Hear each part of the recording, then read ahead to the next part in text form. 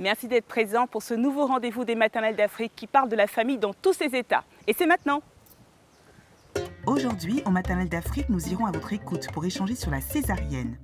Puis, les enfants de la récré nous diront ce qu'est la politesse. Et enfin, nous terminerons avec la rubrique de femmes inspirantes Elle nous fait, où nous recevons Pascal Oni-Porquet. Mais pour commencer, nous allons répondre à vos questions sur l'alimentation dans notre rubrique Miam Miam.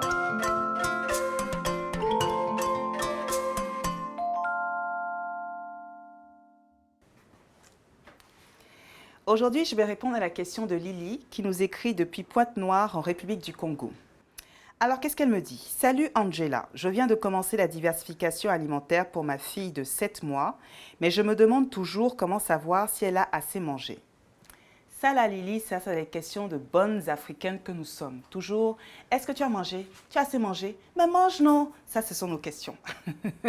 Mais la première chose à savoir, Lily, c'est qu'un enfant ne se laisse jamais mourir de faim. Donc, c'est très bien que vous ayez commencé la diversification alimentaire parce qu'effectivement, à partir de 6 mois, nous dit le docteur Amenito, notre nutritionniste, il faut commencer à introduire des aliments solides dans l'alimentation de votre enfant. Mais surtout, il ne faut pas oublier les 500 ml de lait obligatoires par jour. Une fois que vous avez cette base de 500 ml de lait par jour, vous ajoutez les légumes et les fruits. Donc, en l'occurrence, ça va être 5 cuillères à café de légumes mixés. Au fur et à mesure, vous allez ajouter les féculents et vous allez rajouter la viande et le poisson, ce qui correspond à 2 cuillères à café ou un demi-jaune d'œuf dur. Sachant que pour l'œuf, il faut quand même attendre un petit peu avant de l'intégrer dans l'alimentation de votre enfant pour prévenir les allergies. Comme je disais encore, je le répète et je ne cesserai de le répéter, un enfant ne se laisse jamais mourir de faim. Il suffit de l'écouter. Il y a des gens qui mangent beaucoup, il y a des gens qui mangent moins et ils s'en sortent bien. Donc, ne vous en faites pas. Je suis sûre que votre fille va très bien. Si vous voyez effectivement que vous commencez à avoir un comportement inhabituel, n'hésitez pas à consulter votre pédiatre. Aujourd'hui, je voudrais vous parler du concombre. Alors, le concombre, donc, il y a cette forme-là chez nous en Afrique. En Occident, il est un petit peu plus long, un petit peu plus fin. C'est un fruit extraordinaire. Donc, vous voyez, il est comme ça, donc il est vert clair. Et en fait, il est gorgé d'eau. Dans le concombre, on retrouve 95% d'eau. Pour les personnes qui font attention à leur ligne, il y a pratiquement 0 calories. Il est riche en fibres, donc très bien pour le transit intestinal. Notre nutritionniste nous dit que c'est un légume qui est très bien pour prévenir les maladies cardiovasculaires et pour lutter contre la fatigue. Pourquoi? Parce qu'il est riche en potassium et en magnésium. Bon Lily, j'espère que j'ai répondu à votre question. Si vous aussi vous avez des questions sur l'alimentation ou si vous avez des recettes à partager, vous n'hésitez pas à les poster sur la page Facebook des Maternelles d'Afrique.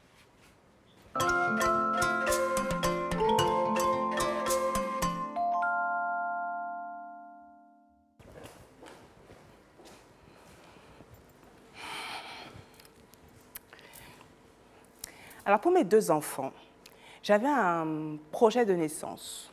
J'avais décidé que j'allais faire les choses bien, j'allais me préparer. Je croyais que j'allais pouvoir accoucher sans péridurale, sortir l'enfant en position tout propre. Ça ne s'est jamais passé comme je voulais. Parce que la première, elle est arrivée plus tôt que prévu. J'étais enceinte de 5 mois et demi, donc du coup... Voilà. Et puis le deuxième avait décidé de rester à l'intérieur, j'avais plus de liquide amniotique, donc il a fallu pratiquer une césarienne pour faire sortir mon Léni qui est sorti tout beau, tout magnifique. Je t'aime mon fils. Donc aujourd'hui, on va parler de la césarienne. Je reçois Myriam. Myriam, vous avez 37 ans, vous êtes agent commercial. Vous êtes la maman de Eliora Kailan qui a 9 ans, Oui, de Elinka Kimura qui a 6 ans oui, et Eline Kaliel qui a 3 ans. voilà. Il faut me corriger parce que je suis très très forte pour dire n'importe quoi sur les prénoms. Je Non, reçois... c'est bon, pas de souci. C'est bon. Je reçois Fée Clochette. Fée Clochette, vous avez 32 ans. Oui. Vous avez 3 enfants. Exact. Par contre, pour les prénoms, là, je suis mauvaise. Dites-moi tout. Alors, le premier, c'est Brian, il a Oui. 8 ans. Le second, c'est Ted, il a 6 ans. Et le troisième, la troisième, c'est Kitia, elle a 5 ans. Vous voulez dire le dernier enfant, Voilà, quoi. le dernier enfant. Et c'est une ça, fille. c'est une fille, elle a 5 ans. Merci d'être là, Fée Clochette. Merci. Fée Clochette, c'est un surnom, on est d'accord? Oui, c'est un surnom. Un surnom professionnel, un pseudo parce que vous êtes maquilleuse, c'est ça? Maquilleuse professionnelle. Professionnelle. Voilà. Bienvenue dans la Maison des maternelles Merci. d'Afrique. Je reçois également Jean-Charles Wogna, vous êtes sage-femme, mailloticien. Je suis ravie de recevoir un professionnel de la maternité ici dans la Maison des maternelles d'Afrique et un homme sage-femme. Je suis très contente, ça me fait très plaisir. Alors, je vais commencer avec vous, Myriam. Donc, vous avez 2 enfants qui sont nés par césarienne. Oui. Comment ça s'est passé? Est-ce que c'était un choix déjà? Pour la première, ce n'était pas un choix. Ah. Parce que j'avais déjà eu un antécédent malheureux. Oui. Ce qui fait que pour cette grossesse-là, elle a été très suivie. Et au moment de l'accouchement, elle était... bon, moi, je ne connais pas trop les termes, mais le médecin, il a dit que le rythme était bon, mais les variations cardiaques n'étaient pas bonnes. Ce qui fait qu'il fallait faire une césarienne pour sauver la vie du bébé. D'accord. Donc, c'était à quel terme? J'étais à terme à 9 mois. Ah, J'étais- vous oui. étiez à 9 mois. Donc, Oui. c'était une césarienne d'urgence? Voilà, ou- une césarienne Une d'urgence. césarienne d'urgence. Oui. Comment ça s'est passé? Racontez-moi, qu'est-ce qui se passe? Ben, le médecin il m'avait dit au moment de t'accoucher, si tout se passe bien, tu accouches par voie basse. Au moins de soucis, c'est la césarienne directe. Donc dans ma tête, c'était où ça se passe bien, où ça se passe mal. Ce qui fait que quand il m'a dit on va faire la césarienne, d'abord il a beaucoup hésité. Il m'a fait une échographie qui a duré des heures.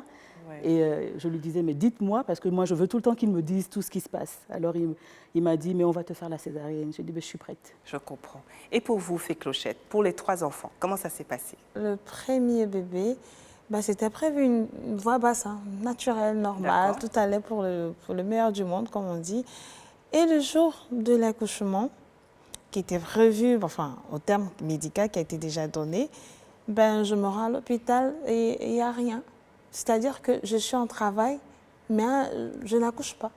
Il y a la sage-femme qui est venue et puis qui a mis un truc sur le ventre. Et puis elle a dit, docteur, l'enfant il fait un bip. Bon, moi avec les douleurs, je dis, mais c'est quoi le bip? Bip. Je ne sais pas, je ne sais même pas après si c'est le beau mot d'abord. Et le médecin qui chuchotait aux oreilles de la dame, et puis il dit, madame, le bébé, son rythme cardiaque, il baisse à chaque contraction. Donc je pense que là, il faut qu'on fasse une césarienne. Vous saviez ce que c'était une césarienne à l'époque?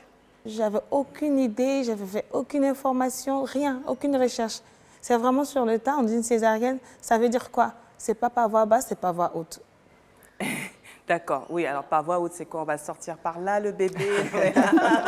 Tonton Sacha, justement, c'est quoi une césarienne? C'est une intervention chirurgicale avant tout, hein. Beaucoup l'oublient, mais ce n'est pas anodin. C'est une intervention chirurgicale qui consiste à extraire le bébé de l'utérus en faisant une incision au niveau de l'abdomen. Donc c'est ça la voie haute. Voilà, généralement, l'incision est faite au niveau du segment inférieur, c'est-à-dire juste au-dessus du pubis. Et Ça, c'est les mots compliqués, là. Il y a une enfant de 8 ans qui est là. Comment vous allez lui dire ça? Segment supérieur, on ne comprend pas. Il faut parler le langage donc, de tout le monde, c'est-à-dire là. au niveau du pubis, hein, vous voyez Oui. les poils pubiens juste Oui, au-dessus. d'accord. Voilà, l'incision est faite là à ce niveau, Donc, au niveau horizontal, à ce niveau niveau-là. à peu près. Et puis, dans certains cas compliqués, la césarienne peut être dans le sens vertical. Et pourquoi, c'est quoi les cas compliqués? Pourquoi est-ce que ce serait comme ça? Alors, des fois, quand il y a des déchirures au niveau de l'utérus ou quand il y a des myomes, ou la césarienne est compliquée au niveau chirurgical, il peut avoir des incisions corporéales. En fait, à l'époque, les incisions de césarienne étaient corporéales et puis les gens se sont rendus compte par la suite que l'incision segmentaire, donc horizontale, là, qu'on vient de décrire, est plus adaptée. Et plus esthétique en plus. Et hein, plus parce esthétique qu'avoir aussi. un truc au milieu Oui, du c'est ventre vrai. comme ça, là, moi je sais que ma mère c'est ça, elle a une balafre ici. Et quand on m'a dit que j'allais peut-être faire une césarienne, j'ai dit césarienne, on va me scarifier là, ça va pas être possible les gars. Non, non, non, non, non. Alors Myriam, dites-moi, donc vous avez une césarienne, Oui. comment ça se passe concrètement? Parce que vous savez, les femmes qui nous regardent, elles entendent le mot césarienne, Oui. elles entendent intervention chirurgicale et souvent ça fait très peur. Qu'est-ce qui se passe concrètement? On fait quoi? On va où? On s'habille comment? Qu'est-ce qui s'est passé? Comme on est arrivé en urgence, c'était il faut la raser, il faut tout faire en urgence. Donc on vous a rasé, Oui, et puis après, le médecin il est arrivé tout de suite au bloc. d'accord. Et On m'a fait l'anesthésie. Il me disait, si tu as mal, tu le dis. Si tu sens, tu le dis. Il était vraiment très gentil. L'anesthésie, ça s'est passé comment? Qu'est-ce qu'on vous a fait? Qu'est-ce qu'on m'a fait? Oui. On m'a mise assise. Oui. Alors, il m'a dit, vous vous accrochez à moi. Et Oui. il m'a piqué dans le dos. Il vous a piqué dans Alors, le il dos. m'a demandé, est-ce que ça fait mal? Ça faisait mal. Ah, voilà, il faut dire la vérité. Ça vous a Oui, fait mal. ouais. Vous a piqué entre les vertèbres, Voilà, c'est ça? exactement. D'accord. Et vous avez fait le dos rond. Oui. Voilà. Alors ça, c'était quoi? C'est la péridurale, c'est ça? Alors, généralement, quand on a le temps de faire une césarienne, on pose une rachianesthésie. Une Ça rachianesthésie. ressemble à la péridurale, D'accord. sauf qu'il y a une injection et puis après, il n'y a pas le cathéter qui reste en place pour délivrer du produit. Donc, le médecin injecte une dose conséquente pour soulager la dame, pour l'analgésier. Pour qu'elle ne sente pas la douleur. Voilà.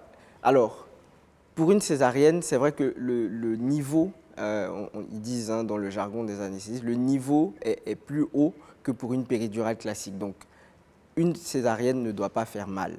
Elle doit juste, la dame, sentir qu'on la touche, par exemple, être sensible, Ouais, ouais. mais elle ne doit pas avoir mal. Donc, une fois que vous avez fait la rachianesthésie, on vous allonge, Ouais. c'est ça? Oui. Et qu'est-ce qui se passe? Après, il me disait, là, je t'incise. Et donc, ce qui a été fait. Et à un moment donné, je me suis sentie mal. Parce que je suis asthmatique, donc j'ai commencé à avoir de forts battements de cœur. Et il m'a dit, dès que tu te sens mal, tu sens quoi que ce soit, il faut que tu me le dises. Donc, je lui ai dit que je me sentais mal. Et on m'a Donc, mis vous le sentez max. que tout de Voilà, suite, des j'avais- palpitations, Voilà, c'est quoi? exactement. J'avais très mal au cœur, en fait. J'avais le cœur qui battait à une vitesse folle. Et ça me faisait mal. Donc, je lui ai dit, j'ai mal au cœur, j'ai mal au cœur. Donc, ils m'ont mis le max oxygène. Et après, il m'a dit, j'ai enlevé ton bébé, est-ce que tu l'as vu? Je dis, non, je ne l'ai pas vu. Il me dit, bon, ramenez le bébé pour qu'elle le voie, pour qu'elle ne dise pas qu'on l'a changé après. Et après, il m'a dit, je te recoue. Je dis, OK. Et puis, quelques secondes après, c'était le trou noir. Parce que comme je me sentais mal et que ça ne se calmait pas, ils ont dû m'endormir complètement. Ah, ils vous ont endormi Voilà. complètement, d'accord. Ils ont dû m'endormir complètement, ce qui fait que après, je n'ai pas su tout ce qui s'est passé. Et je me suis réveillée en salle de réveil. C'était votre première expérience. Voilà. Et pour vous, Fée Clochette, alors, est-ce que c'était la même chose? Comment ça s'est passé pour vous, cette première expérience de césarienne? Bon, c'était tout pareil, le même processus, le dos courbé, l'anesthésie derrière.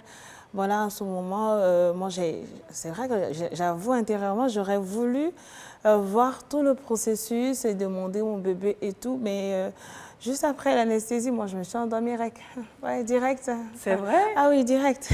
Déjà, j'avais trop mal parce que avant le jour J, ben, j'avais fait 5 jours quand même de contraction. Ah oui, c'était super douloureux et D'accord. c'était des moments assez difficiles et trop intenses. Donc la fatigue, le stress, et puis je comprenais rien. Et puis bon, voilà. D'accord. Je me suis endormie tout de suite à la Et première du coup, vous césarienne. êtes réveillée en... Quand je me suis réveillée, j'étais déjà en réa En salle et de tout. voilà, En salle réveil. de réveil. Et le bébé n'était pas à côté. Le bébé de Voilà, mais j'ai demandé, mais vous êtes sûr que mon bébé, c'est bon, ça va? Parce qu'il n'est pas là comme dans les films, là et tout. Ah dit non, tout va bien, mais comme vous dormez. Donc voilà, ça c'était pour le premier. D'accord. Voilà. Mais alors, je voudrais vous demander, tonton sage-femme, moi je me souviens que donc j'ai fait une césarienne aussi, et je me souviens que dans la salle d'opération, déjà c'est très froid. J'avais très froid. Oui. Donc je pense qu'ils mettent la clim à fond justement pour éviter tout ce qui est germes, microbes et autres. Et puis moi j'ai senti, parce que c'était une césarienne d'urgence, donc je pense que le temps qu'il me fasse, je crois qu'il m'avait déjà posé une péridurale parce que j'étais censée accoucher par voie basse, et comme le bébé était en détresse respiratoire, ils ont décidé de faire la césarienne. Il n'a pas eu besoin de me dire, je t'incise, il n'a pas eu besoin de me dire. J'ai tout senti. Ce que je veux savoir, c'est que souvent, les femmes qui entendent césarienne, elles ont peur. Oui. Ça leur fait peur parce qu'il y a plein d'histoires, plein de rumeurs autour de la césarienne. Quels sont les risques? Les risques de la césarienne, ils sont multiples. Il y a déjà des risques hémorragiques parce que quand on fait une césarienne, on a plus de risques de saigner que pour un accouchement par voie basse. Il y a aussi le risque d'infection post-opératoire. Il y a les risques liés à l'anesthésie ou à l'analgésie, que ce soit une anesthésie ou une anesthésie générale. Donc c'est vrai qu'il y a beaucoup de risques comme ça qui vont s'ajouter, même s'ils sont très faibles les uns les autres, mais ils se combinent quand même. Mais souvent, quand on va consulter donc, son spécialiste de santé, donc sage-femme ou gynécologue ou anesthésiste, il nous pose des questions, savoir si on a des antécédents par rapport à la coagulation, par rapport à tout ça. Donc, normalement, quand on arrive en salle d'opération, le médecin est informé s'il peut y avoir des risques ou pas. Tout à fait, c'est-à-dire qu'il y a des patients qui vont être étiquetés comme à risque d'hémorragie. Par exemple, une femme qui a déjà fait une hémorragie, qui a des antécédents dans sa famille de personnes qui ont fait des hémorragies, une personne par exemple qui a tendance à saigner facilement quand elle se brosse les dents ou quand elle se coupe, ou une personne qui a des troubles au niveau de la biologie, des analyses sanguines. Donc pour ces personnes-là, par exemple, on va commander des produits sanguins en réserve, on s'attend à ce que cette personne-là puisse saigner, mais c'est vrai que d'une manière générale, il y a plus d'hémorragie quand on fait une césarienne. D'accord. Mais alors, Myriam, comment ça s'est passé alors après la césarienne? Vous avez vu votre bébé, tout va bien. Vous restez donc à l'hôpital parce qu'on dit qu'on reste hospitalisé en général plus longtemps que quand on a accouché par voie basse. Ouais. Comment ça s'est passé le après? Le premier jour, j'ai fait ma chichiteuse, le deuxième jour, le troisième jour. Et après, le quatrième jour, je me suis dit, mais tu vas continuer comme ça jusqu'à quand? Alors, je me suis dit, bon, on arrête là les chichis. C'est quoi les chichis? C'était, oh, j'ai mal, oh, machin. Et pourquoi c'est des chichis si vous avez vraiment mal? Bon, après... Moi, je suis chichiteuse, hein. Bien même. Bien. Oui, mais bon, 2 ou 3 jours, c'est bien. Après, on est...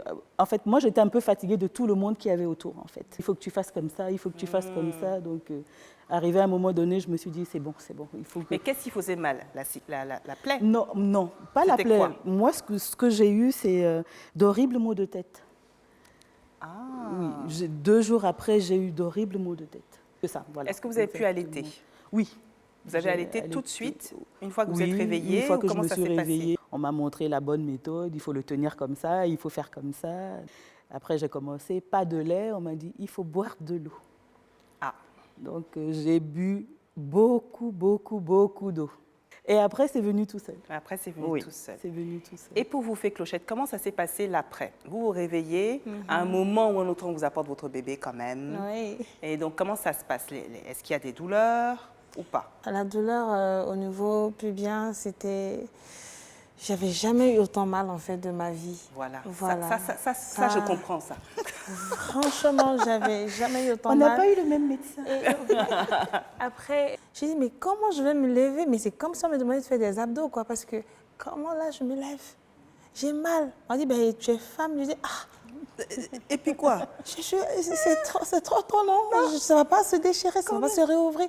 J'avais plein d'appréhension. Voilà, c'est un peu ça. C'était plein de questions. Et puis après, moi, ce qui par contre m'a fatiguée, c'était la toux. Parce que je ne sais pas ce qu'ils ont mis dans ma gorge. Après, on m'a dit qu'ils ont mis un truc. Parce que vous avez fait une anesthésie générale, donc vous avez été intubée. Exactement. Oui. Donc, ça m'a dérangée et j'avais toujours envie de tousser. Et là, la toux et le ventre, ça va de pair. C'était horrible. À chaque fois que j'ai envie, j'ai la lame qui coule avant même que... Donc, et ça, et se lever, donner le sein, c'était franchement, je le dis, j'aurais su, je sais pas ce que j'allais faire, mais bon, vraiment, j'allais demander, est-ce qu'il n'y a pas autre chose, quoi? Vomir même peut-être pour accoucher. Mais le vomir, ça finit. Mais voilà, vomir et puis c'est bon, là. Parce que vraiment, c'était horrible, vraiment. Mais alors ça, c'est super intéressant parce qu'on a 2 exemples qui sont vraiment différents, 2 expériences différentes. Moi, j'ai eu mal. Il suffisait juste que je fasse ça, ou que je rigole, ou que je tousse, et j'avais l'impression qu'on ouvrait ma cicatrice, que je voyais mes entrailles, je sentais mes entrailles s'ouvrir. C'était affreux. Pendant 3 jours, c'était vraiment horrible. Et j'ai eu la chance aussi qu'on m'apporte mon bébé tout de suite en salle de réveil. On me l'a apporté, on me l'a mis tout de suite au sein. On m'a dit, dès que j'ai ouvert les yeux, on apporte le bébé, on le met au sein. Et puis tout de suite, il a tété. Je n'ai pas eu de problème pour allaiter. Et pourquoi j'en parle? C'est parce que j'entends beaucoup de femmes me dire, quand je leur pose la question, est-ce que vous avez allaité? Ah non, je n'ai pas allaité, j'ai eu une césarienne. Je ne vois pas le rapport. Oui. Est-ce que vous pouvez m'expliquer? Alors, ce qui est bien de préciser, c'est que quand on a une césarienne, la lactation peut être un petit peu différée. Donc, la montée de lait va être différée de 24-48 heures par rapport à un accouchement par les voies naturelles. Mais la césarienne ne contre-indique en rien l'allaitement. C'est ça. Absolument pas. Mais qu'est-ce qui Absolument pas. fait que la lactation est retardée? Il y a plusieurs hypothèses, mais déjà la première hypothèse aussi, c'est la douleur. La douleur est un symptôme qui va ralentir la lactation. Et puis le simple fait même que l'enfant ne soit pas passé par les voies naturelles aussi, ça induit un retard au niveau de la lactation parce que les implications hormonales ne sont pas les mêmes quand il y a un accouchement par les voies naturelles que quand il y a une césarienne. Quels sont les conseils que vous pourriez donner aux femmes qui viennent d'accoucher, qui sont peut-être en ce moment hospitalisées, qui sont en train de regarder les maternelles d'Afrique? Bonjour mesdames, du courage à vous, force et courage, je suis avec vous. Qu'est-ce que vous pouvez leur donner comme conseil pour que justement elles puissent passer ce cap-là des 4 premiers jours qui sont un peu difficiles? Alors, je conseille aux femmes de se documenter sur la césarienne, d'en parler avec leur sage-femme, leur gynécologue pour être rassurées en amont de l'intervention et puis de communiquer sur leurs douleurs quand elles ont mal. C'est important de bien soulager les douleurs post-opératoires. Ce n'est pas normal d'avoir mal, il faut juste être soulagé pour pouvoir s'occuper de son enfant sereinement. Donc avoir mal gratuitement, là, c'est pas normal. Merci. Tonton sage-femme, donc il y a des femmes aujourd'hui qui demandent des césariennes, ce qu'on appelle de confort, qui n'ont pas forcément de problème particulier. Ça se passe bien, et qui vont demander la césarienne de confort. Alors, les césariennes n'ont rien de confortable, hein.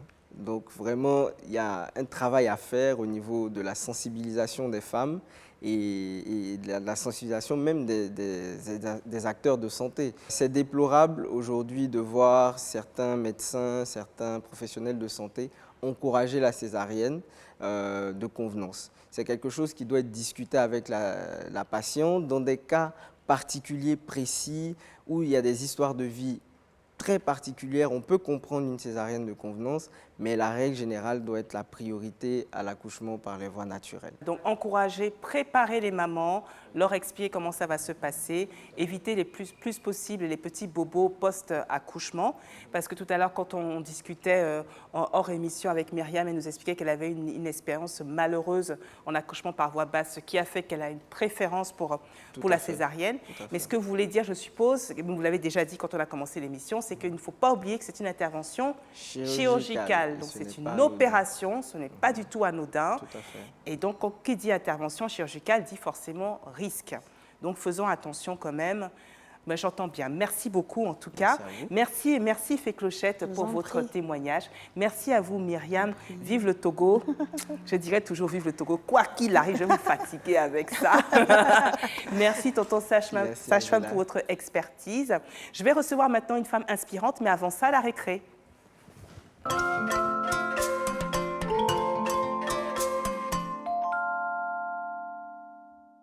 Être poli, c'est de respecter ses parents et de faire ce qu'on te dit de faire. C'est respecter ses camarades et les adultes qui nous entourent. Quand tu fais les trucs gentiment, tu vois, tu fais les bonnes choses. Quand tu respectes les gens et que tu les prends pas comme ton serviteur, quoi.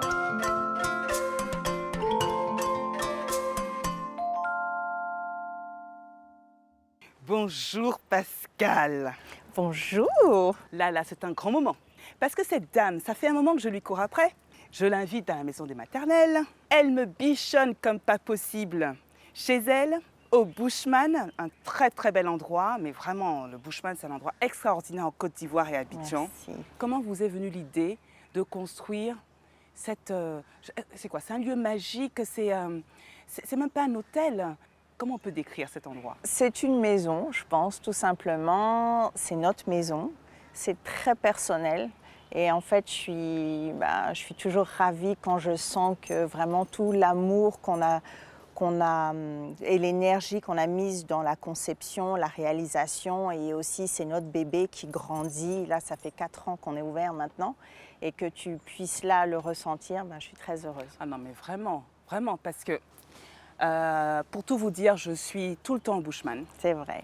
C'est ma maison et Pascal nous reçoit chez elle.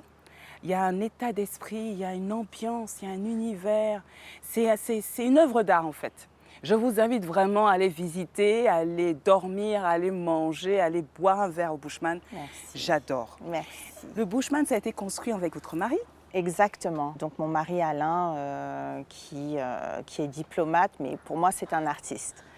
Et le Bushman, c'est son espace de créativité. Donc moi, on va dire toute la partie gestion, c'est un domaine où vraiment je me plais.